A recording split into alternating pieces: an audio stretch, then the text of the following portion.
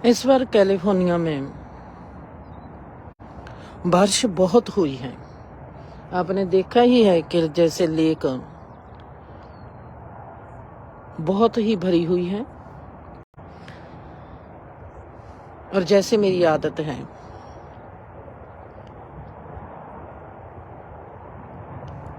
तिलकती जमीन पर चलना, देखना कि मैं तिलकती जमीन पर चल सकती हूं कि नहीं चल सकती। ऐसे नहीं कि तिलकते मन को ही देखना है, तिलकती जमीन को भी देखना है। अपनी प्रैक्टिस हर मामले में पूरी करनी। तिलकती जमीन पर चलना कितना मुश्किल होता है, दलदली जमीन पर चलना उससे भी मुश्किल होता है।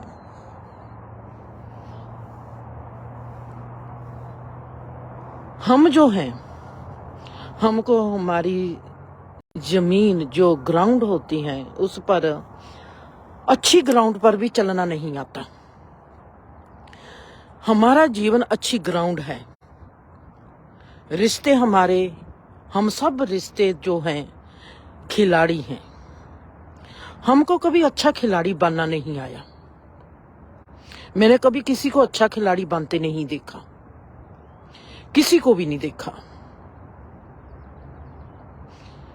घर से लेकर बाहर तक हमको झगड़ा करना आता है, पर अच्छे खिलाड़ी बनना नहीं आता। हम चालाकी कर सकते हैं, दूसरे को नीचा दिखा सकते हैं, पर अच्छे खिलाड़ी बनना नहीं आता। हमको सिंपल अच्छी जमीन पर चलना नहीं आता, तो हम तिलकती जमीन पर, तिलकनी या तिलकती जमीन पर कैसे चलेंगे। प्रैक्टिस, मैंने सदा ही उस जमीन पर जा खड़ना जहां पर ढलान होती हो और मेरे को लगे कि मेरे को चलना मुश्किल होगा। एक तो चलना मुश्किल है, दूसरा अपने आप को संभालना कि मैं अगर तिलक गई तो मुझे ढलान मुझको कैसे कहां तक ले जाएगी और मेरे कितनी सट लगेगी और मेरे कितना चोट लगेगी। तिलकती जमीन और ढलान हो और उस पर चलना, कैसे चलेंगे, किस प्रैक्टिस की जरूरत है। इसको यहीं पर रखते हैं, उठाते हैं अपने मन को। तिलकता हुआ मन हो, जिसको पता ही नहीं कि मैंने कहां पर रुकना है, कहां पर मैंने चलना है, कौन सा इंसान कैसा है, कौन सा रिश्ता कैसा है। इसको भी जहां पर रख देते हैं। हमको जमीन पर चलना नहीं आता, हमको परमात्मा में चलना कैसे आएगा, इस सवाल को उठाते हैं। मुझको जो रिश्ता मुझको मिला है माँ का, जो रिश्ता मुझको मिला है बाप का, उस माँ बाप के रिश्ते में मुझको चलना नहीं आया। और परमात्मा की मैं बात करती हूँ, गुरुद्वारे मंदिर मस्जिद में जाती हूँ, मुझको चलना कैसे आएगा। जो रिश्ता मेरे घर में है, जिसने मुझको जन्मा, जिसने मुझको पाला, मेरे बहन भाई मुझको दिखाई देते हैं, मेरे रिश्ते मुझको दिखाई देते हैं, जो मुसीबत के वक्त मेरा हाथ पकड़ते हैं। मुझको हाथ पकड़ना नहीं आता। मैं उस अनदेखे एहसास जिसको कहते हैं परमात्मा, मैं उसको कैसे पकड़ूंगी, कैसे पकड़ पाऊंगी, उसको मैं कैसे समझ पाऊंगी। जो रिश्ते मेरे पास हैं, जिनको मेरे को जीना नहीं आया, उनको पकड़ना नहीं आया, उनको समझना नहीं आया। देवेंद्र की बात करती हूँ, जहां पर पहले मैं अब देवेंद्र को उठाऊंगी। इसके साथ ही मैं पहले देवेंद्र को सॉरी कहती हूँ और कहती हूँ कि मुझको माफी दे देनी। आज मेरा अटैक तुम पर है। देवेंद्र ने अपने घर को बहुत संभाला अच्छे से, जितना मैं उसको देखती हूँ। अपने बच्चों को उसने बहुत अच्छे से संभाला और उसके बच्चों के साथ जो उसका जीवन है, मेरी जिंदगी की जो दूसरी औरत है, जिसने अपने बच्चों के साथ बहुत ही अच्छे से जीवन व्यतीत किया, हास्य मजाक वाला, और जिसको हम कहेंगे कि सुनहरी वक्त, मेरे जीवन का सुनहरी वक्त है, वो दविंदर कहेगी कि मेरे जीवन का सुनहरी वक्त वो है जब मैंने अपने बच्चों को मैं पाल रही थी और मैं अपने बच्चों को उठाती थी चारों को, और मैं अपने आप को लेकर उनके साथ हर वीकेंड कहीं ना कहीं पिकनिक मनाती थी, कहीं ना कहीं हम अमेरिका में मुल्क देखते, कोई स्टेट देखते थे, हम कभी कुछ करते थे, कभी कुछ करते थे। बच्चों के साथ उसने जीवन स्पेंड किया बहुत ही अच्छा। क्योंकि आज मेरा अटैक है दविंदर पर, क्योंकि मैं उस पर ही बात करूंगी जिसको मैं जानती हूं, जो मेरा अनुभव है। रिश्तों में अच्छा जिया, चूक कहां कर गई दविंदर। रिश्तों को हमने जी लिया, हमने अपने मन का जो चस है, जो मन का स्वाद है, जो हमारे मन को स्वाद पड़ा हुआ है कि ये मेरे है, मेरेपन का स्वाद पूरा कर लिया। क्योंकि ये मेरे बच्चे हैं, मैंने इनको पाला है, मैंने इनको जन्मा है, और ये मेरी जायदाद है, ये मेरी ड्यूटी है, ये मेरा कर्तव्य है। दविंदर ने बहुत अच्छे से निभाया मेरापन, उसने बहुत बेखूबी निभाया कि दविंदर ने, मैं दविंदर को सवाल करती हूँ, मुझको इसका जवाब पता है, इसलिए मैं आप सबके आगे दविंदर को लेकर आती हूँ कि उसने बच्चे को सिखाया कि जब तुम गिरते जाओ तो तुमने उठना कैसे है। बच्चों को ग्राउंड दे दी पक्की, वो ग्राउंड कि वो अपने आप खड़े हो सके, पर वो एजुकेशन नहीं दी जिस एजुकेशन के सहारे वो उस जमीन पर खड़े हो सके। अगर जमीन तिलकनी आ गई, किसने कहा है कि जो आज तुम पक्की जमीन दे रही हो उस पर कभी बारिश ना हो, उस पर तिलकन ना हो। अगर तिलकनबाजी हो गई तो बच्चे तिलकन से कैसे बचेंगे, और बच्चे अगर तिलकन से बच गए, अगर कहीं पर चोट लग गई, उस चोट को सहारेंगे कैसे। उनके जीवन को सुखी, उन्होंने अपने जीवन को सुखी करना है, सुखी करेंगे कैसे, खुश अपने आप को रखेंगे कैसे। हमारी मेन प्रॉब्लम होती है कि हम बच्चे को खुश रहना नहीं सिखाते। जब बच्चे को खुश रहना नहीं आता, चाहे बच्चों ने PhD क्यों ना की हो, वो फेल हैं। चाहे उनके पास कितनी भी दौलत क्यों ना आ जाए, वो फेल हैं। चाहे वो कितनी भी बड़ी पदवी में खड़े क्यों ना हो जाए, राजनेता या धर्म नेता क्यों ना बन जाए, वो फेल है।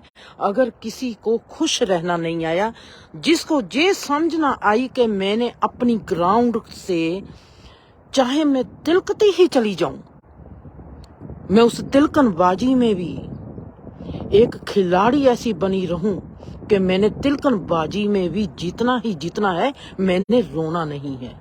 हार होती है, उस हार को जीत में कैसे बदलना है, अगर वो नहीं हमने बच्चे को सिखाया, वो नहीं हमको सिखाया। दविंदर की जिंदगी में मैंने सदा ही ये कमी महसूस की थी जब वो मुझको मिली थी, क्योंकि वो आप उस लेवल में, आप उस हिस्से में कमजोर थी। जिस हिस्से का मुझको नहीं पता, मैं वो दे नहीं पाऊंगी। जहां पर फिर मैं अपने आप को लेके आती हूं। मैंने कहा कि मेरी जिंदगी की 2 औरतें हैं जिनको मैं जानती हूं। पहली औरत मैं ही हूं, जिसने बच्चे को कच्ची ग्राउंड दी है, पक्की ग्राउंड ही नहीं दी। कच्ची ग्राउंड देके कच्ची ग्राउंड पर बैठा दिया। कच्ची ग्राउंड पर जे है जहां पर आप क्या बीजोगे, मैंने देखना है। मोनिका, तुमने जहां पर क्या बीजना है। मोनिका की चॉइस क्या है उस कच्ची ग्राउंड में बीजने की। मोनिका कहती है कि मैंने जहां पर आम की ट्री लगानी है। डेवी, ये है तुम्हारी कच्ची ग्राउंड, तुमने जहां पर क्या बीजना है। डेवी कहता है मुझको कि जहां पर मैंने एप्पल, ऑरेंज, 3-4 फ्रूट की ट्री लगा दी। मोनिका ने कहा कि मैंने जहां पर 2-3 आम की ट्री लगानी है। मैंने अरियाना से पूछा, तुमने जहां पर क्या बीजना है? वो कहती है कि मैंने जहां पर फूल ही फूल बीजने हैं। मैं उससे पूछती हूँ, मौसमी फूल बीजने हैं या सदाबहार फूल बीजने हैं? वो कहती है, मैंने मौसमी फूल भी बीज कर देखने हैं, मैंने सदाबहार फूल भी बीजने हैं। आधी ग्राउंड पर मैं मौसमी फूल बीजूंगी और आधी ग्राउंड पर मैं सदाबहार फूल बीजूंगी।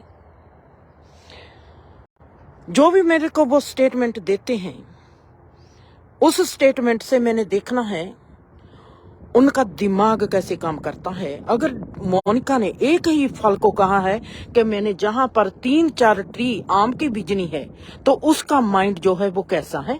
अगर देवी ने कहा है कि मैंने 4-5 फल बीजने हैं, उसका माइंड कैसा है। अगर अरियाना ने कहा है मैंने तो फल नहीं बीजना, मैंने तो फूल बीजने हैं, कुछ मौसमी फूल बीजने हैं और कुछ में सदाबहार फूल बीजने हैं। और उनके साथ अब मेरा स्टेप क्या होगा। मैंने उनको कच्ची जमीन दी है, पक्की जमीन नहीं दी। दविंदर ने पक्की जमीन दी है।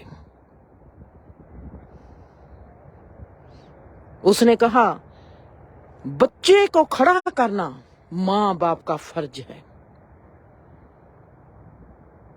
मैंने कहा बच्चे को खड़े होते देखना मां का मजा है। मां टीचर है।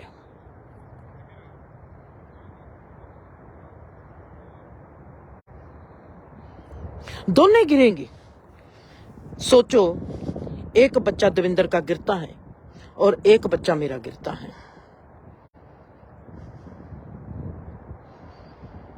4-4 बच्चे हैं। अभी मैंने चौथे बच्चे की बात नहीं की, उसकी बात लेके आती हूं बाद में। अब मैं देखती हूं इन बच्चों में से एक बच्चा गिरता है दविंदर का और एक बच्चा गिरता है। गिरते हैं दोनों।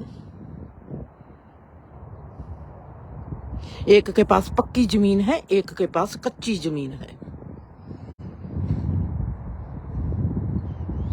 पक्की जमीन ते गिरने वाला फिर मां की तरफ देखेगा कि मां मुझको उठाएगी, मां भाग कर उठाएगी। मेरे बच्चा गिरने लगा है, मेरे पास है, मैं बच्चे को उठा सकती हूँ, मेरे पास हिम्मत है।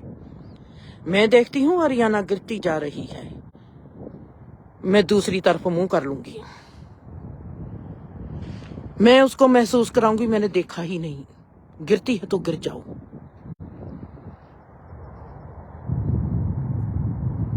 मैंने मोनिका अरियाना की तरफ देखना ही नहीं। उसको महसूस करा देना है कि मेरे को पता ही नहीं तू गिरी है या नहीं गिरी। वो गिरती है तो मैंने टेढ़ी आंख से, तिरछी आंख से देख लेना है कि वो गिरी है, पर मैंने उसकी ओर ध्यान ही नहीं देना। गिरती है तो अपने आप उठे।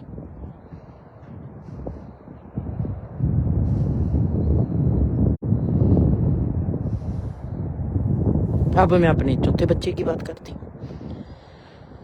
चौथा बच्चा है रवि। उसने कहना है मैंने तो कुछ बीजना ही नहीं। मैंने उसको कहा नहीं, जहां पर कच्ची ग्राउंड है, जहां पर बीज, उसका दिमाग ऐसा है, उसने कहना है वो जो इंसान जाता है उसके हाथ में है ये चीज, शायद वो चीज अच्छी है, मैं वो बीज कर देख लेता हूं।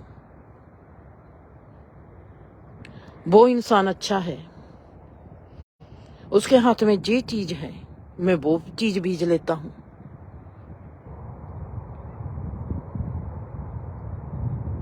वो हर चीज बीजता जाता है, मैं उसको देखती जाती हूं।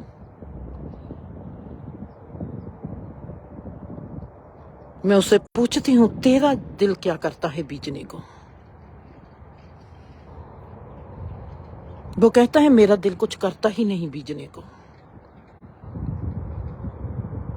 कुछ तो करता होगा ना। जो वो बीजना चाहता है मैं वो ही बीजूंगा। जो वो बीजना चाहता है मैं वो ही बीजूंगा।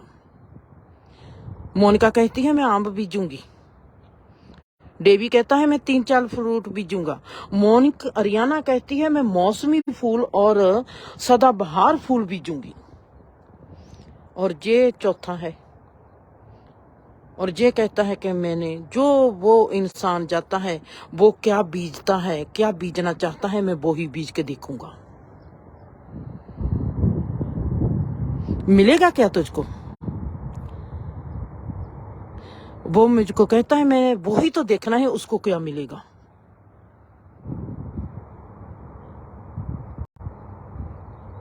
दूसरे को क्या अनुभव होता है वो खुद वो अनुभव लेना चाहता है। वो बहुत तिलकनी जमीन पर खड़ा है, अगर वो खड़ गया, तिलकनी जमीन पर खड़ा हो गया, तो उसको कभी कोई नीचे गिरा नहीं पाएगा। उसकी अपनी ग्राउंड कोई नहीं। वो दूसरे के अनुभव को अपना अनुभव बनाना चाहता है। वो दूसरा कैसे जमीन को देखता है, कैसा दूसरा आसमान को देखता है, वो चाहता है। वो कहता है कि मैंने ऐसे ही करना है। तिलकती जमीन, मैंने तिलकती जमीन पर तिलकना है।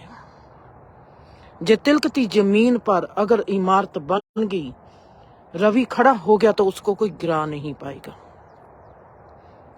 मोनिका भी ऐसा ही कहती है, मेरी जमीन पक्की है, आम का रुख लग गया तो सभी को आम खाने को मिलेंगे। और रवि भी कहता है कि मेरी जमीन तिलकनी है, पर जिस दिन जे खड़ गई तो इसको कोई गिरा नहीं पाएगा।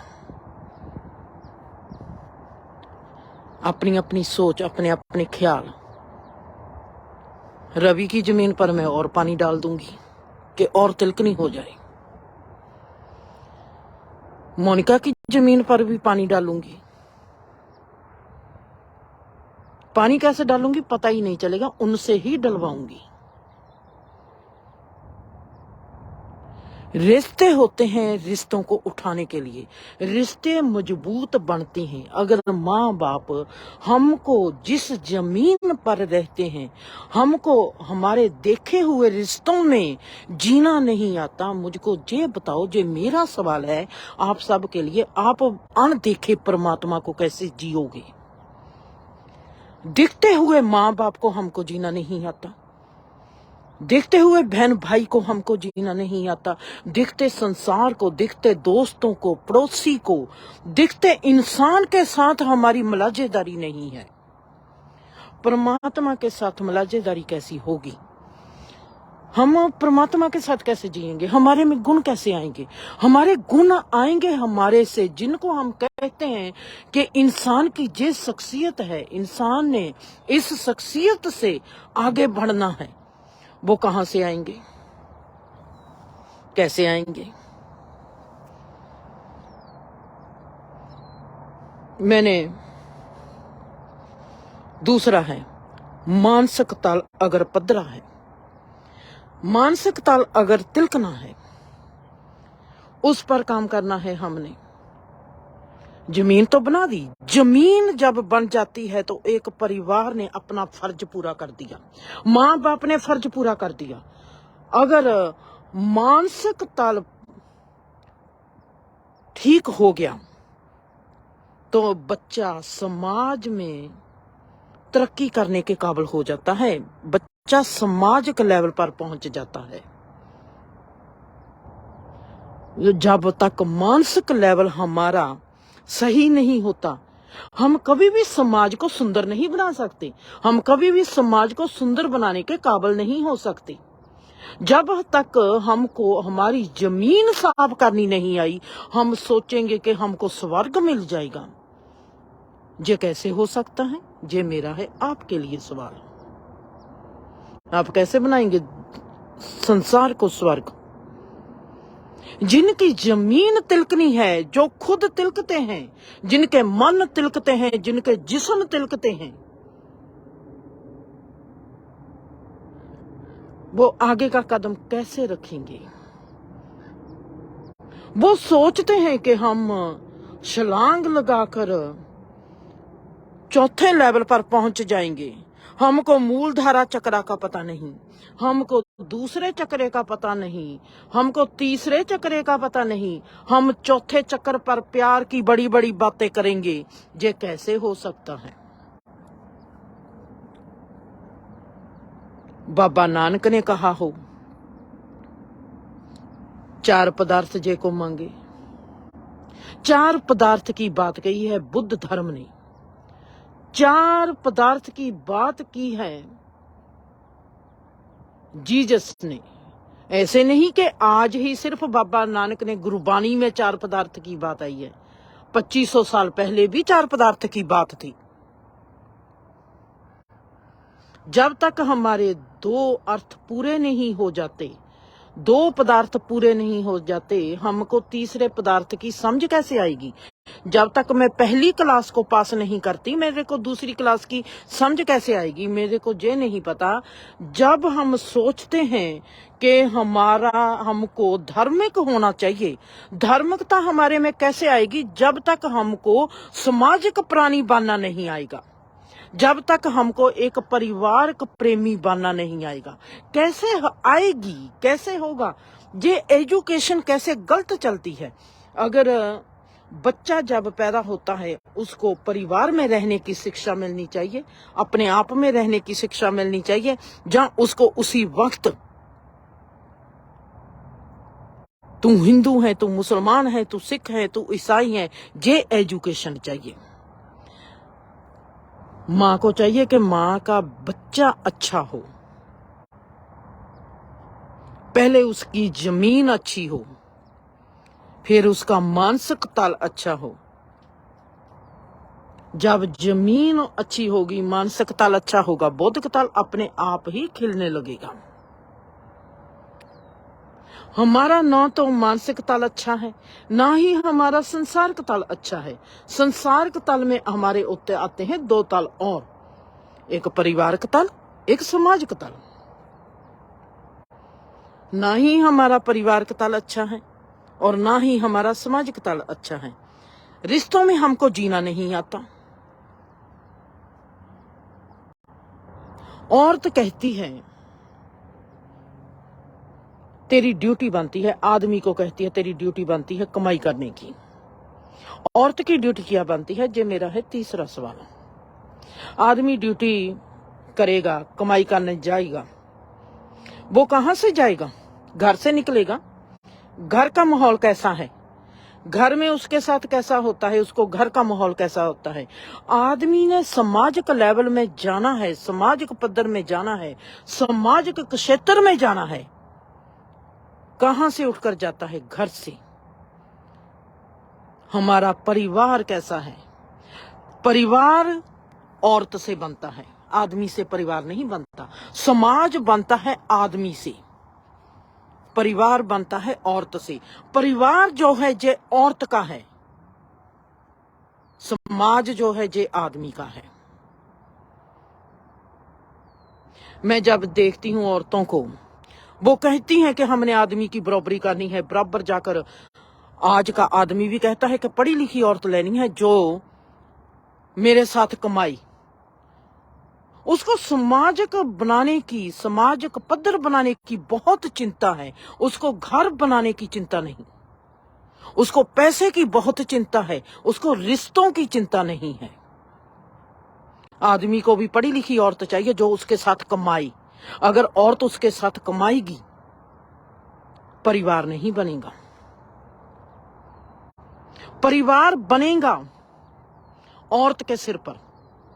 जो औरत कहती है कि मुझको कमाई करनी है, क्यों मैं क्यों घर में बैठी रहूं? औरत ने पढ़ना है इसलिए, उसने एजुकेटेड होना है इसलिए कि वो बच्चे को एजुकेटेड बनाएगी। उसने शिक्षा लेनी है खुद के लिए कि उसने बच्चे को शिक्षा देनी है, उसने समाज को शिक्षा नहीं देनी। मां देती है बच्चे को।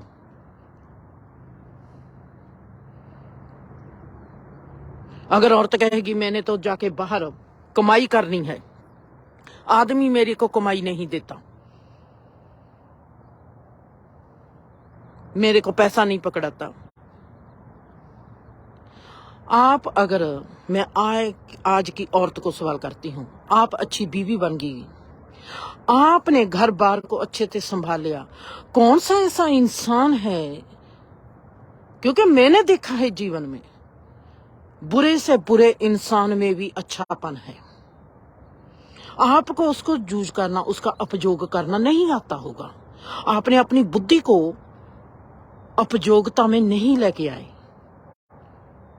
हर इंसान में कमजोरी होती है, हर इंसान में स्ट्रेंथ होती है, हर इंसान ताकतवर होता है, हर इंसान कमजोर होता है। परमात्मा ने हर चीज को नवाजा है दो तरीकों से। उसने मेरे प्यार को मेरी कमजोरी भी बना दिया, उसने मेरे प्यार को मेरी स्ट्रेंथ भी बना दिया। गुण वो ही है, उस गुण में कमजोरी भी है, उस गुण में ताकत भी है। मैंने अपने उस गुण की कमजोरी का कैसे फायदा लेना है, और मैंने उस अपने गुण की ताकत को कैसे ताकतवर बनाना है। आप कहोगे कि हमको जो एजुकेशन नहीं है, हम कैसे करेंगे? क्योंकि एजुकेशन सिस्टम है ही नहीं है। जहां पर किसी भी मुल्क में, चाहे वो अमेरिका है, चाहे वो इंडिया है, चाहे वो यूरोप है, कोई भी मिडिल ईस्ट है, कहीं पर भी जो असली एजुकेशन है, ना तो वो धर्म देगा, ना ही वो समाज देता है। धर्म को जैसी एजुकेशन देनी चाहिए वो वहां पर नहीं है, समाज को जैसी एजुकेशन देनी चाहिए वो भी वहां पर नहीं है, और जैसी एजुकेशन माँ बाप को देनी चाहिए वो भी जहां पर नहीं है। सब, मेरे को जीसस की एक लाइन याद आती है। जीसस ने कहा, अंधा अंधे को घड़ीस रहा है। बाबा नानक कहते हैं, कूड़ फिरे प्रधान वे ला लो। अंधा अंधे को आंखें की बातें करता है, बताता है। जीवन के सच का पता ही नहीं। जब मैं जीवन की तरफ देखती हूं, मुझको लगता है कि ये मंजिल आ गई, जहां पर मुझको मंजिल मिल जाएगी और मेरी मंजिल समाप्त हो जाएगी। जब मैं अगले कदम पर पहुंचती हूं, वहां पर ऐसे लगता है कि वाह, मुझको लगता है कि अगर 100 कदम की ये यात्रा है, अगर मैं एक कदम बढ़ के आगे बढ़ गई, एक कदम मैंने नजिठ लिया, एक कदम मैंने पूरा कर लिया, तो मेरे बाकी के कदम रह गए 99। पर वहां पर ऐसा होता नहीं। जिंदगी में, इस जीवन में ऐसा नहीं है। ये है फिर एक और गहरा रहस्य। आपकी जिंदगी के कदम है 100।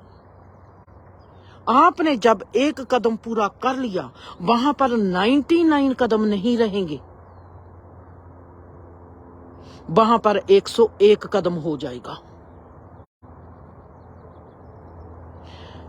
ये क्या बात है? जो मैंने पूरा किया वो, हमारी गणित के हिसाब से 99 कदम रहने चाहिए, पर मैं आपको कहती हूं, जीवन का ये रहस्य है, आपके कदम 101 रह गए।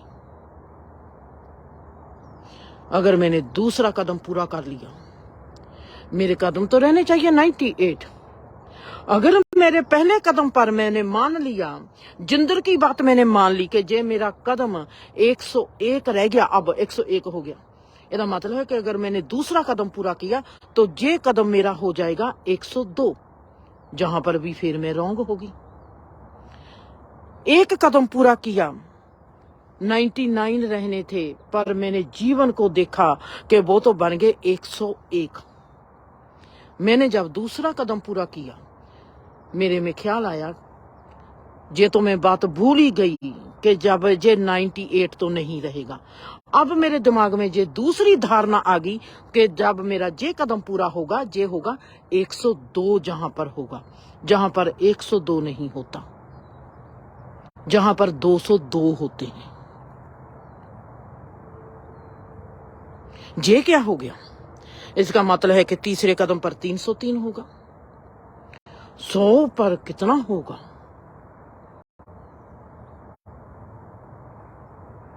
100 से अगर आगे जाऊंगी, वहां पर मेरी मौत हो जाएगी, कि मौत के बाद क्या होगा। जीवन की जो धारणा है, जो भी हम धारणा करते जाएंगे, अगर मैं धारणा करती जाऊंगी, ला अगले कदम पर जब मेरे 303 होंगे, मैंने सोच लिया कि जहां पर तो 3 कदम पूरे हो गए, 97 भी जहां पर नहीं रहेंगे। और जहां पर मेरी ये भी धारणा गलत होगी कि जहां पर अब 303 होंगे, ये भी धारणा मेरी गलत होगी। जब मैं तीसरे कदम पर जाती हूं, वहां पर 303 नहीं होते।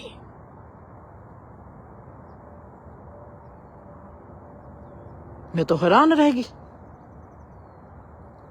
303 वहां पर रहते ही नहीं। मेरे को जहां पर गणित की समझ आ गई, परमात्मा को मैंने आप लोगों को कहा था कि परमात्मा ने मुझको गणित समझानी है। परमात्मा कहता है पहले 100 कदम थे, फिर 101 कदम था, फिर 202 कदम थे। अब उन सभी का कर जहां पर बन जाते हैं मेरे 700 समथिंग कदम, तीसरे लेवल पर मेरे आगे मेरा जीवन अब 700 से ऊपर कदम का रहता है। ये गणित कैसी है, ये गणित कैसे काम करती है, 0 से 9 कैसे काम करता है। हमारा जो एटम है, हमारे जो बॉडी के कण है, जब वो 2 से 4, 4 से 8, 8 से 16, 16 से 32 बनते हैं, वो क्या है, दुगने होते हैं। पर गणित में वो नहीं है। कहते हैं कि गणित लॉजिक है, गणित लॉजिक नहीं है। जिंदगी में कुछ भी लॉजिक नहीं है।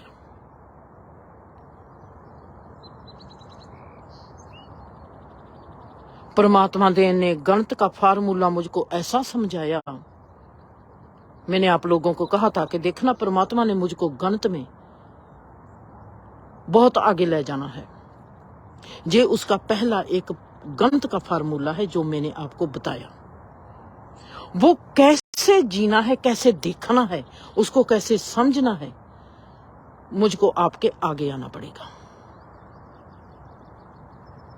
रिश्ते, मैंने कहा ये मेरी माँ है, ये मेरा बाप है, ये मेरे 3 भाई हैं, ये मेरी ताई है और ये मेरी चाची है, ये मेरी मामी है। मैंने कहा कि मैंने गिने 1 2 3 4 5 6 7 8 लोग हैं। मैंने 8 लोगों से सीखना है। मैंने 8 लोगों से क्या सीखना है?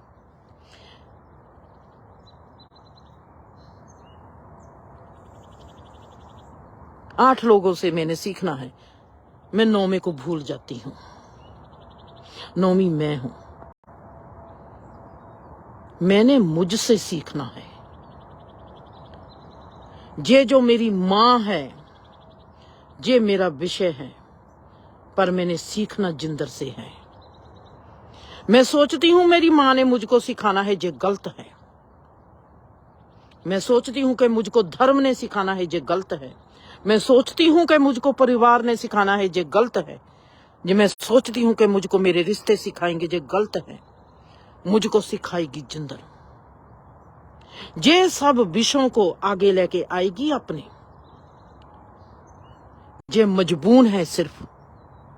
अगर मैं इन मजबूनों से ना सीखा कुछ, मुझको कोई भी अनदेखा परमात्मा सिखा नहीं पाएगा। परमात्मा के जिंदगी के ब्रह्मांड के सिखाने का तरीका ये है कि उसने मुझको 5 जंतर दे दिए हैं और उसने मुझको 5 कर्म इंद्री और 5 ज्ञान इंद्री दी है, जिसके जरिए मैंने अपनी ये यात्रा कंप्लीट करनी है और उन जंत्रों को, उन मंत्रों को कैसे उपयोग में लेके आना है, जहां से मेरी एजुकेशन चलेगी। मोनिका ने मोनिका से सीखना है। मोनिका ने आम क्यों चूज किए हैं, मैंने वो देखना है ताकि मैं उसकी मदद कर सकूं। मैंने उसको ये नहीं देखना कि मेरे को फ्रूट है लीची पसंद, तू आम क्यों बीज रही है। माँ बाप कहते हैं, तू कहता है मैंने कंप्यूटर में काम करना है, मुझको है कि तू डॉक्टर बन। वो माँ बाप नहीं है, वो माँ बाप नहीं है, नहीं है, नहीं है। मैंने देखना है मोनिका ने आम को चूज किया है, ये उसकी चॉइस है। मुझको पता चल जाएगा कि उसने आम क्यों चूज किया है। मुझको पता है कि रवि ने तिलकनी जमीन चूज की है। उसने लोगों को ही देखना है कि लोग क्या अनुभव करते हैं, मैंने भी वो अनुभव करना है। उसने तिलकनी जमीन की है, उसकी तिलकनी जमीन पर मैं उसके कैसे काम आऊंगी? मैं क्यों काम आऊंगी? मेरे में जे आता क्यों है कि मैं काम आऊंगी? क्योंकि जे मेरा एक रोल है जो परमात्मा ने उनके आगे, चारों के आगे मुझको मां बनाकर भेजा है। जे उनका टेस्ट नहीं है, उनका अगर बच्चेपन का टेस्ट है तो मेरा माँपन का टेस्ट है कि मैं माँ कैसी हूं। क्या मेरा माँ का रोल मेरे में फिट होता है या नहीं होता? मोनिका ने देखना है कि वो बेटी के रोल में फिट है कि नहीं, वो एक स्टूडेंट के रोल में फिट है कि नहीं, वो अपनी चॉइस में फिट है कि नहीं। मैंने देखना है कि मैं एज ए मदर फिट हूं कि नहीं, फिर मैं एज ए टीचर फिट हूं कि नहीं, मैं फिर एज ए इंसान फिट हूं कि नहीं। अगर जे मेरे तीनों पर टिक मार्क लग जाते हैं तो मेरा वो रिश्ता मुकम्मल हो जाता है। वो रिश्ता मुकम्मल कब होता है? जब दुक्की ऊपर दुक्की पड़ती है, बाजी जीती जाती है। उधर मोनिका भी तीनों अपने कंप्लीट टिक मार्क कर लगे। जे है दुक्की ऊपर दुक्की, बाजी जीती गई, टीम ने बाजी जीत ली। मैं और मोनिका की टीम है। 3 क्लिक उधर होगी, 3 क्लिक मेरी तरफ होगी। As a mother click, as a teacher click, as a इंसान क्लिक। दुक्की वैसी ही दुक्की मोनिका की, दुक्की ऊपर दुक्की, बाजी हमारी दोनों की, जीती गई बाजी। रिश्ता जीने के लिए है, रिश्ता साथ देने के लिए है, रिश्ता रोब जमाने के लिए नहीं है, रिश्ता जमीन जायदाद नहीं है। जैसे हमने रिश्तों को जमीन जायदाद बना लिया, वैसे ही हमने अपने ऋषि मुनियों, पीर पैगंबरों को जमीन जायदाद बना लिया। जे हमारा ऋषि मुसलमान है, जे हमारा ऋषि पीर पैगंबर हिंदू है, हमको टुकड़े करने में बहुत मजा आता है। हम समझ नहीं पाते जीवन को। आदमी ने कमाना है, औरत आदमी कैसे बन सकती है? मेरे को आज तक यही समझ नहीं लगी कि औरत जब कहती है कि मैंने आदमी बनना है, जब आदमी कहता है कि जे मुझको औरत कमाऊ चाहिए, आदमी इतना ही नाम मर्द हो गया है कि उसको कमाऊ औरत चाहिए। मुझको तो ये समझ ही नहीं लगती। आप क्यों सोचते हो कि आपको कमाई करने वाली बीवी चाहिए? आप ऐसा क्यों नहीं सोचते कि आपको अच्छी बीवी चाहिए? आप कोई कामयाब इंसान को देखो, किसी कामयाब बंदे को देखो, वो किसी औरत को, पैसे वाली को नहीं देखेगा। जो अच्छा इंसान है, वो कोई उसकी गर्लफ्रेंड भी होगी, वो उसके साथ शादी नहीं करेगा। वो देखेगा कि अच्छी औरत कहाँ है, चाहे वो गरीब घर की ही क्यों ना हो, वो अच्छी औरत की तलाश करेगा। हमारे कल्चरल को हुआ क्या है? काम करने के लिए भी औरत की जरूरत है, कि पैसा कमाने के लिए भी अगर आदमी को औरत की जरूरत है, तो घर कौन बनाएगा? घर परिवार कौन बनाएगा? घर सुखी नहीं होगा तो घर तो बनेंगे नहीं। आज घर नहीं बनेंगे, कल को समाज नहीं बनेगा, कल को समाज नहीं बनेगा, परसों को धर्म नहीं बनेगा, परलों आ जाएगी, रिश्ते रिश्तों को काट बांट डालेंगे।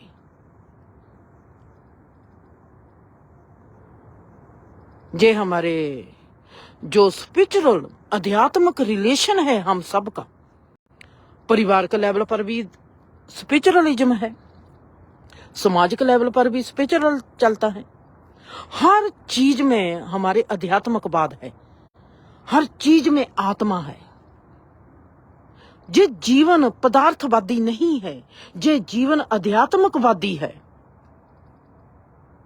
अगर आप पदार्थ के, जब आप बच्चे को सोचते हो कि जे कमाई करे,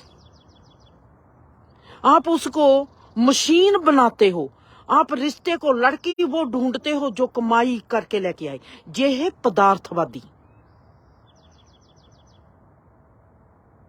औरत को औरत वाले गुण में क्यों नहीं देखते? औरत को औरत वाले गुण में क्यों नहीं रखते? औरत औरत क्यों नहीं बन जाती? औरत औरत क्यों नहीं बन सकती? औरत अच्छी होगी तो कौन सा ऐसा आदमी है जो उसकी देखभाल नहीं करेगा? हर इंसान, चाहे वो औरत है चाहे वो आदमी है, प्यार का भूखा है। जब कोई भी चीज अपने गुण रूप में खड़ी हो जाती है, अगर आदमी अपने गुण रूप में खड़ा हो गया, आदमी का गुण रूप क्या है? हिम्मत, बल, ज्ञान, प्यार। वही औरत का है। औरत प्रधान है समझदारी में, आदमी प्रधान है मोहब्बत में।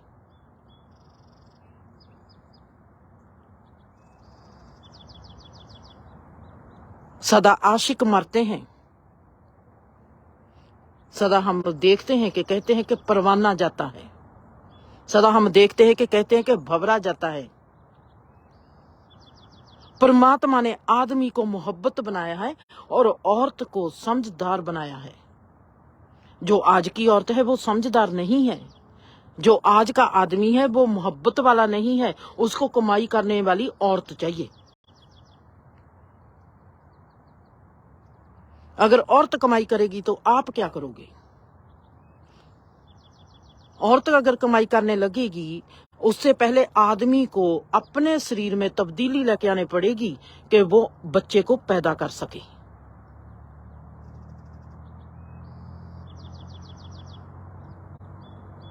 फिर औरत कमाई करेगी, फिर सब कुछ चेंज होना चाहिए। ऐसे नहीं कि औरत कमाई भी करेगी और बच्चे भी पैदा करेगी और परिवार की भी देखभाल करेगी और बाहर की समाज की भी देखभाल करेगी। अगर औरत ने आदमी वाले काम करने हैं तो आदमी को औरत बनना पड़ेगा।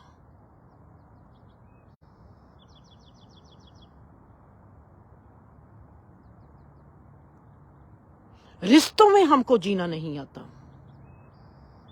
हम बातें करते हैं, हम ऐसा कर डालेंगे, हम ऐसा कर डालेंगे। गुरु कौन होता है? कल भी मैंने बात की है, गुरु कौन होता है? गुरु जो आपके जीने के पद्धर को ऊंचा करता है, ना कि आपको स्वर्ग में सीट देता है। जब तक आपको जीना नहीं आया, आप उड़ेंगे कैसे? जब तक बच्चे को चलना नहीं आया, बच्चा भागेगा कैसे? सीधी सी लॉजिक बातें हैं हमारे जीवन में। मैंने एक दिन परमात्मा को कहा, परमात्मा अगर मैं तेरे जीवन से जो सीखना है कि तुमने जो रचना कैसे रची, मैं कैसे सीखूंगी? मुझको तो कोई फार्मूला बता। जैसा मैं देखती जाती हूँ, जब मैं सामाजिक लेवल में से जीवन को देखती हूँ बड़ा औखा है, जब मैं परिवार के लेवल में से जीवन को देखती हूँ तो बहुत औखा है, अगर मैं इंसान के लेवल पर खड़ी हो जाती हूँ तो जीवन इजी लगता है, अगर मैं धर्म के लेवल पर खड़ी हो जाती हूँ तो जीवन बहुत मुश्किल लगता है। परमात्मा, तूने ये मुश्किल जीवन नहीं बनाया। मैंने सुना है कि कई लोगों से, कई ग्रंथों में पढ़ा है कि जीवन बहुत ही सहज और सरल है। मैंने उस सहजता से जीवन को पकड़ना है। तू मैनू बता ना, मैनू जीवन के उस नुक्कड़ पर खड़ा कर दी जाकर, जहां से मैं देख सकती हूँ कि जे जीवन आसान कैसे है और जे जीवन सरल कैसे है और सहज कैसे है। मैं ऐसे ही खड़ी हूं और मेरे आगे जो भी आता है, मेरी आंखें ऐसे ही उस चीज को देखती जाती हैं, ऐसे ही घूमती है। जे जीवन मेरे दिमाग में सोच चलती जाती है कि जे जीवन सहज है और जे जीवन सरल है। परमात्मा कहता है कि मैंने तुम्हारे आगे ही इस जीवन को सहज रखा हुआ है और इस जीवन को सरल रखा हुआ है। अगर मैंने तेरे को बुद्धि भी दी हुई है, अगर तुम्हारी बुद्धि एक्टिव हो जाएगी तो तुम इस चीज को जिंदर पकड़ लेंगी। जे जीवन सहज भी है और जे जीवन सरल भी है। मैं वहां पर रुक जाती हूँ, इस रुख को देखने लगती हूँ और मैं इस रुख को देखते देखते, जे रुख है संसार, संसार में जीना मुझको मुश्किल क्यों लगा? क्यों मैंने सोचा कि ये संसार में जीना मुश्किल है? ओके, इस रुख को देखती हूँ, ये है समाज।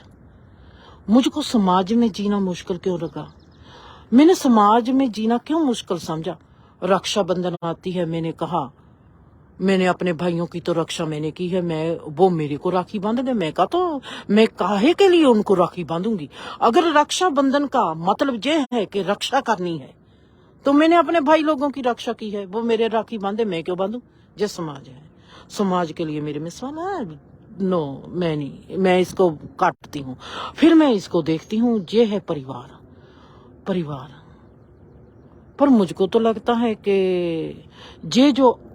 ये परिवार है, दूसरा ये भी मेरा परिवार है और ये कहते हैं कि ये ही परिवार है।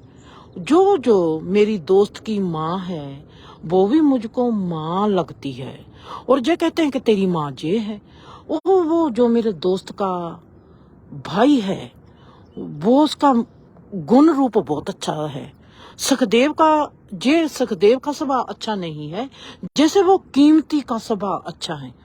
कीमती भी मेरा भाई है और बीबी कहती है कि जे सुखदेव तेरा भाई है, वो कीमती तेरा भाई नहीं है। पर मेरे को तो वो कीमती भी मेरा भाई लगता है। जे सुखदेव ही मेरा क्यों भाई है, वो कीमती मेरा भाई क्यों नहीं है? जे मुझको नहीं अच्छा लगता परिवार में, मैंने काटा मार दिया। जे बड़ा कठिन है। मैं अपने दिल के साथ, अपने आप के साथ बेइंसाफी नहीं कर सकती। मुझको अगर कीमती अच्छा लगता है तो मैं, कीमती भी मेरा भाई है। अगर मेरे को सुखदेव अच्छा नहीं लगता तो सुखदेव मेरा भाई नहीं है। ये बीबी के बच्चे हो सकते हैं, मेरा भाई नहीं हो सकता। बीबी ने 4 बच्चों को पैदा किया है, उसके 3 लड़के और 1 लड़की है। पर अगर मेरे को मेरे सुखदेव में भाई वाली फीलिंग नहीं आती, मेरे में सुखदेव की फीलिंग से ज्यादा मुझको कीमती में फीलिंग आती है कि वो मेरा भाई है। तो वो मेरा भाई क्यों नहीं है? सुखदेव मेरा भाई क्यों है? मैंने परिवार के साथ बगावत कर दी। परिवार में जीना बड़ा मुश्किल है, मैं नहीं परिवार में जीऊंगी। परिवार ने मुझको मेरे पर पहुंचा दिया। जिस समाज है, रक्षाबंधन कहते हैं, लोहड़ी कहते हैं, दिन त्योहार कहते हैं। लोहड़ी मनाओ, क्यों मनाओ? लड़का पैदा हो गया, लोहड़ी मनाओ। होली मनाओ, क्यों मनाओ? मुझको रीजन चाहिए क्यों मनाओ। कहते हैं समाज का है, हमारे समाज के रीति रिवाज है। मैं रीति रिवाज मनाऊं क्यों जब मेरे को पहचान नहीं? मेरे को तो मेरी पहचान नहीं। मैं तो उस दिन अपना दिन मनाऊंगी। आज तक बच्चों से पूछो, मैंने कभी सबको कहा है कि मुझको कभी भी हैप्पी बर्थडे नहीं कहना। मेरा बर्थडे अभी तक हुआ ही नहीं, तुम मुझको कहते हो हैप्पी बर्थडे। काहे के लिए?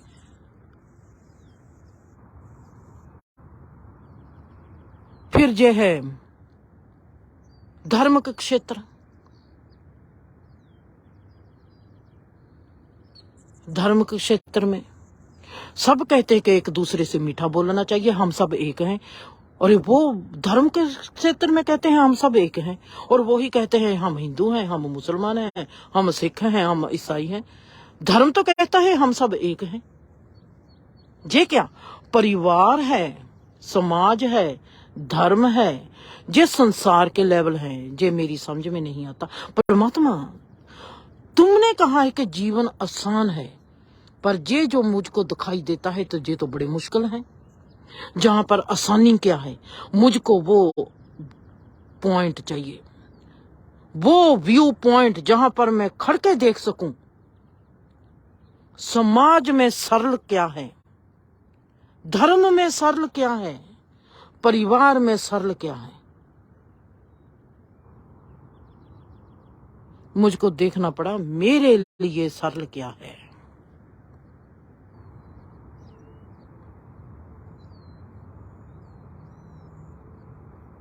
फिर जब मेरे पर ध्यान आया, मैं क्या हूं? मैं औरत हूं, मैं लड़की हूं, मैं अपने माँ बाप की बेटी हूं। मैं अपने माँ बाप का बेटा नहीं हूं, मैं बेटी हूं।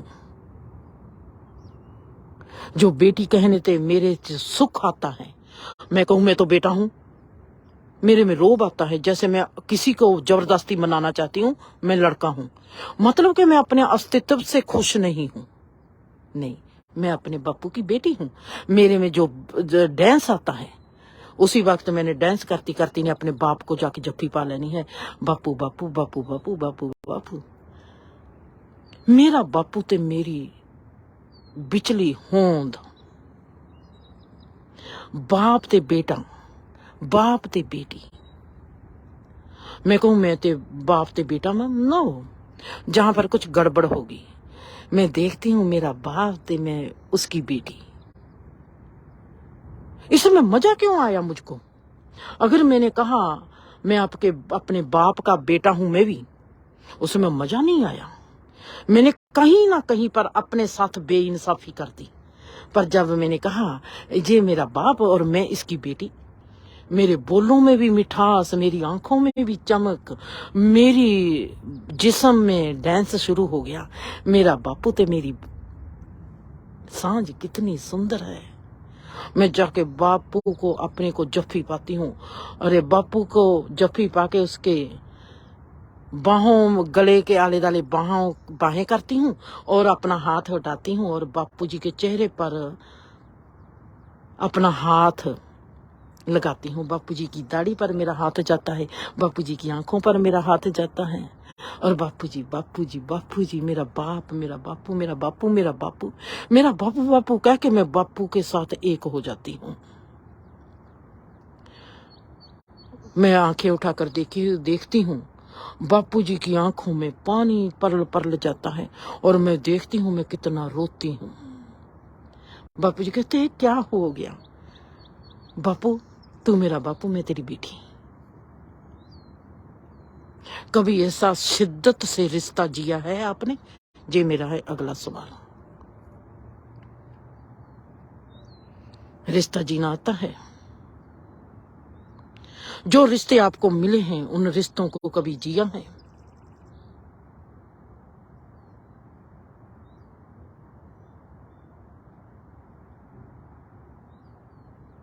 अपनी कमजोरी को अपनी ताकत बनाया है। हर इंसान में प्यार है। प्यार की बात करती हूँ। मियाँ में प्यार है, भाई में प्यार है, बाप में प्यार है, बेटे में प्यार है, बेटी में प्यार है, औरत में प्यार है, बहन में प्यार है, माँ में प्यार है। आपने अपनी कब माँ को ऐसे जफ्फी पाई है कि माँ और बेटा एक हो गई? मैंने पाई है, कहती हूं कि मैंने पाई है। कल को मैंने अपने बापू पर बात करनी है, क्योंकि कल को मेरे बापू का मरण दिन है। 29 मार्च को बापू जी की डेथ हुई थी। वो मेरे आज भी पल पल में जीते हैं, क्योंकि मैं उनके साथ भरपूर शिद्दत से जी हूं। मेरे को इस समाज ने, इस परिवार ने, इस धर्म के क्षेत्र ने मुझको आसानी से समझाया कि ये सब तिलकनबाजी है, अपने आप में खड़ी हो जा। जीवन को आसानी से देखना है। मैंने परमात्मा को क्या, मैंने उस मुकाम से जीवन को देखना है जहां पर मैं जीवन को कहते हैं कि ये जिंदगी बहुत ही सहज, बहुत ही आसान और बहुत ही सरल है। वो है व्यू पॉइंट। तुम आप खुद अपने आप के व्यू पॉइंट। आप क्या हो, आपका स्वभाव क्या है, आपकी सोच क्या है। मैंने कहा परमात्मा ये तो व्यू पॉइंट आपने बिल्कुल सही दे दिया। मैंने अपने व्यू पॉइंट से देखना, मेरी मां से मैं कैसा रिश्ता रखना चाहती हूं, मेरी मां को मैं पहले कैसे देखती हूं। मेरी माँ में अगर गुण है, मैं उस गुण को कैसे देखूं? अगर मेरी माँ में जो अवगुण है, मैं उसको कैसे देखूं? क्योंकि मैंने अपने माँ को अपने दिल से एक बार कबूल करना है। अगर मैंने माँ को 100% कबूल करना है, तो मुझको देखना पड़ेगा कि मेरी माँ का गुण क्या है, मेरी माँ का अवगुण क्या है। कबूल हो गया। अब ये तो है व्यक्तिगत व्यू पॉइंट। अब मैं आती हूं स्पिरिचुअलिज्म के व्यू पॉइंट पर। मैंने देखना है, धर्म कहता है, सिख धर्म ये कहता है, हिंदू धर्म ये कहता है, सब ये कहते हैं कोई इंसान आस्तिक है तो कोई इंसान नास्तिक है। परमात्मा, ये संसार तो बहुत तिलकनबाजी है। मैंने तेरे को समझना है सहजे से। मैंने जैसे संसार को, धर्म को, परिवार को, समाज को सहजे से समझा, तुमने मुझको वो व्यू पॉइंट दिखा दिया कि वहां पर व्यक्तिगत मेरा स्वभाव क्या है। अब मुझको ये बता कि तुम्हारा समूहगत स्वभाव क्या है। वो तो व्यक्तिगत स्वभाव हो गया जिससे मेरा व्यक्तिगत जीवन चला। अब तुम्हारा स्वभाव क्या है जिससे जे तेरा परिवार चलता है। जहां पर मैंने जीवन को देखना है, मैं वहां पर कैसे मुकाम पर खड़ी होंगी, कहां पर मैं जाकर रुक जाऊं कि मुझको दिखाई दे कि तू कैसा है। सहज, आसान, सरल तेरे को पा सकूं। व्यू पॉइंट जहां है होश, होश से देखोगे जीवन इतना आसान है, जीवन इतना सहज है, आपको कुछ करना नहीं पड़ता। जीवन में सब कुछ अपने आप होता है। हमको लगता है मानसिक लेवल पर हम करने वाले हैं, ये हमारा भ्रम है। हमारे आगे एक कपड़ा है कि हम करने वाले हैं, वहां पर वो सही है। जब हम करने वाले हैं तो हमको दुख सुख भी भोगना पड़ेगा। हमारे कर्म ऊंच नीचे भी होंगे, हमारे में संजोग विजोग भी होगा, हमारा जन्मों का चक्कर भी चलेगा, क्योंकि हमारी सोच ये है कि हम करने वाले हैं। अगर हम करने वाले हैं तो ये सब कुछ होना होगा। अगर हम करने वाले नहीं हैं, परमात्मा करने वाला है, तो जहां पर हम अपने आप ही इतनी बात कहने से, बहुत गहरे से स्वीकार करने से, जितना ये कहना आसान है स्वीकार करना औखा है, मुश्किल है। जब ये स्वीकार हो गया कि सब कुछ करने वाला परमात्मा है, तो ये जो चीज है सब बदल जाती है, आसान हो जाती है। ये जीने वाली चीज है, ये बयान नहीं हो सकती। बयान कर सकती हूं तो उसका बेहतर से बेहतर 1% बयान कर सकती हूं, पर जीने में 1% बयान करने में इतना मजा है, उसको जीने में कितना मजा होगा, हजारों गुणों ज्यादा।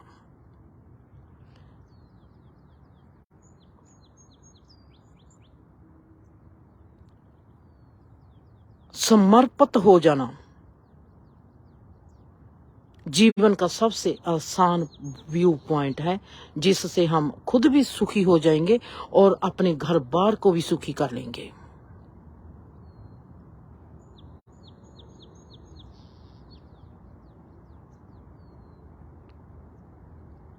हम सब आध्यात्मिक रिश्तेदारी में हैं। हम कोई भी पदार्थ रिश्तेदारी में नहीं है। पदार्थ रिश्तेदारी है मानसिक लेवल पर। मानसिक लेवल हमारा हमको पक्की जमीन देता है, हमारी होंद को, हमारे अस्तित्व को, हमारे गुण रूप को और हमारे सामाजिक रूप को। अध्यात्मिक हमारी ताकत है जो उसको खड़ा रखता है। हमने रिश्तों को जीना है। और तो परिवार को सुंदर बनाती है, आदमी समाज को सुंदर बनाता है। जिनका परिवार सुंदर होगा वो इंसान चाहे समाज के लिए कुछ करे चाहे ना करे, उनका होना ही समाज को सुंदर बनाता जाता है। अगर औरत घर में सुंदर है, अपनी देखभाल सब कुछ करती है अच्छे से, तो कोई भी आदमी जिंदगी में ऐसा नहीं मिलेगा जो अपनी औरत का या अपने घर परिवार की देखभाल नहीं करेगा। हमको अपने स्वभाव रूप को पहचानना पड़ेगा। आदमी का स्वभाव है सामाजिक, औरत का स्वभाव है परिवार का, चाहे वो जानवरों में है चाहे वो पक्षियों में है। वहां पर भी मेल फीमेल का अलग अलग रोल है।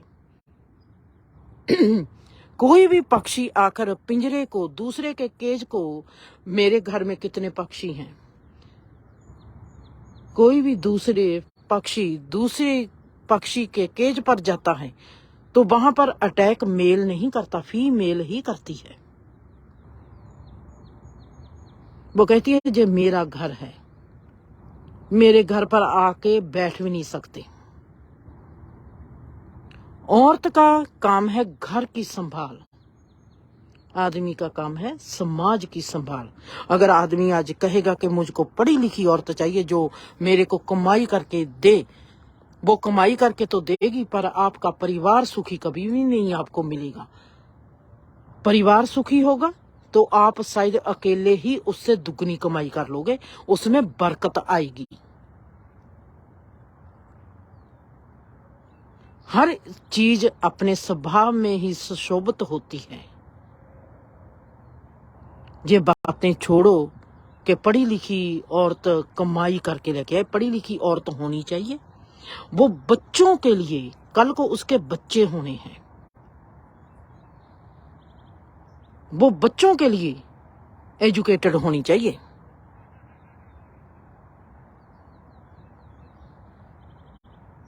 ना कि वो पैसा कमाने के लिए एजुकेटेड होनी चाहिए। पैसा जीवन के लिए जरूरी है, उससे जरूरी है एक सुंदर परिवार, एक सुखी परिवार, एक खुश परिवार। अगर सुखी और खुश परिवार होगा तो थोड़े पैसे में भी वो राजे महाराजे हो सकते हैं। अगर परिवार सुखी नहीं, चाहे लाखों करोड़ों अरबों की दौलत हो, जीने का मजा नहीं आएगा। प्लीज अपनी बेटियों को समझाओ उनको कैसी एजुकेशन मिलनी चाहिए और बेटे कैसे होने चाहिए। बेटों के दिमाग से ये निकालो, अपने भी दिमाग से ये निकालो कि नूंह हमको मिलनी चाहिए पैसे कमाने वाली। परिवार खो दोगे, परिवार वहां पर नहीं मिलेंगे, अच्छे परिवार खत्म हो जाएंगे। अच्छी औरत चाहिए घर को सुखी करने के लिए, फिर आदमी बहुत अच्छी कमाई कर पाएगा। अगर परिवार अच्छा नहीं होगा, समाज भी अच्छा नहीं रहेगा। परिवार नी है, औरत नी है। औरत चाहे औरत है चाहे मां है, पहले बच्चे के लिए मां है, फिर जब आदमी ने कमाई करनी है तो औरत है। ये दोनों रोल ज्यादा अहम है। जब बेटा मां से पलता है तो उसने देखना है मेरी बेटी को मैं कैसे पालता हूं। जब बहन को देखता है खेलते हुए, वो देखता है कि मैंने समाज में कैसे खेलना है। मां ने बच्चे को पालना होता है, औरत ने परिवार को सुखी रखना होता है।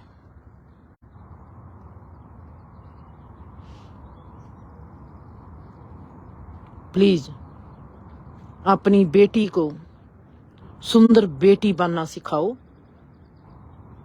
जिससे सुंदर परिवार की हम बुनियाद रख सके। बेटी सुंदर होगी तो कहीं ना कहीं से सुंदर आदमी भी किसी सुंदर औरत की तलाश में आपके घर पहुंच ही जाएगा। परमात्मा पर इतना भरोसा रखो। बेटे को सुंदर बनाओ परिवार के लिए, बेटे को सुंदर बनाओ समाज के लिए।